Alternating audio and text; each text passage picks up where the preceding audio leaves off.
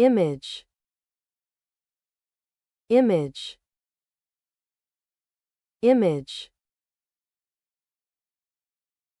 Let's talk about the word image. As a noun, an image can refer to a visual representation of something, like a picture in your mind or a physical photograph. In common usage, people often use image to describe how someone is perceived by others, such as their public persona or reputation. For example, you might say, "She has a good image among her customers," meaning that she is well respected and liked. It's also used in contexts like photography and digital media, where an image can refer to a visual file or a display on a screen.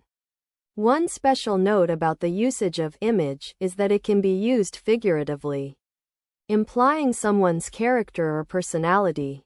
As in, he had a bad image among his peers, meaning he wasn't well liked by his friends.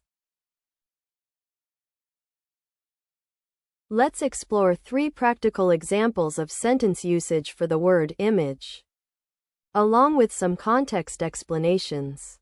In a formal setting, such as an art critique or a technical publication, you might say, "The artist's use of vibrant colors and abstract shapes created a captivating image that drew viewers in and sparked meaningful discussions about the human condition." This example showcases how the word image can be used to describe a complex visual representation.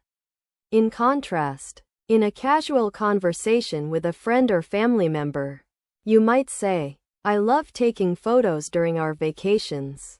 It helps me capture amazing images of the beautiful landscapes and memories we make together." Here, the context is relaxed and informal, making the usage of image more conversational.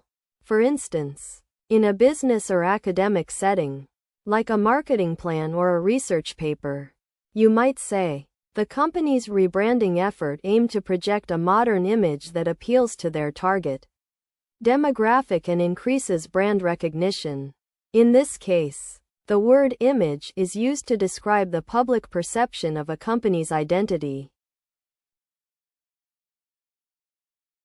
So you want to know about that visual thing we see when we think of something? Okay, let me explain.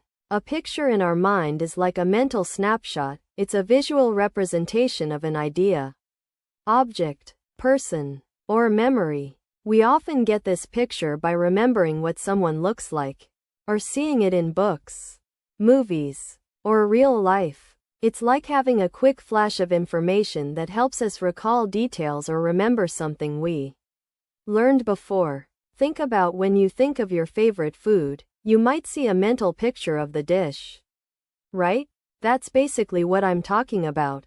Similar to this concept are things like visualizations, mental scenes, or daydreams, and it's used in all sorts of ways, like remembering important details for a test, or using our imagination to create new ideas. Liberal, liberal, liberal. So, let's talk about the word liberal. The part of speech is an adjective, which means it modifies or describes a noun. In common usage, liberal typically refers to someone who supports individual rights and freedoms, especially when it comes to issues like politics, social justice, and human rights. A liberal person might believe in government intervention to help those in need, support for social welfare programs, and a commitment to protecting the environment. Some people also use the term liberal to describe a type of economic system that promotes free trade and individual choice. However, it's essential to note that the meaning of liberal can be quite nuanced, and its connotation can vary depending on the context. In some cases, liberal might imply a more left-leaning or progressive perspective, while in others it could suggest a willingness to compromise or moderate one's views. Here are 3 practical example sentences using the word liberal with varying contexts. In a formal setting such as a political speech, someone might say, "Our party's liberal policies on education and healthcare have been instrumental in reducing poverty rates among our citizens, and we're committed to continuing this progress." Here, the context is a serious discussion about public policy. In casual conversation, you might hear someone say, "I'm super liberal with my money when it comes to buying coffee. I'll drop $5 on a fancy latte without batting an eye." In this case, the usage of liberal refers to being generous or open-handed with one's spending habits. The context is a relaxed discussion among friends about daily life. In a business or academic setting, you might hear someone say, "Our company's liberal return policy has been well received by customers, as it shows we're confident in the quality of our products." Here, the context is discussing company policies and their impact on customer satisfaction. In this case, liberal means open-minded or generous, implying a willingness to take risks or make concessions for the benefit of others. So you're trying to figure out what liberal means? Well, imagine having an open-minded and tolerant attitude towards different people, ideas, and perspectives. That's kind of what it's all about.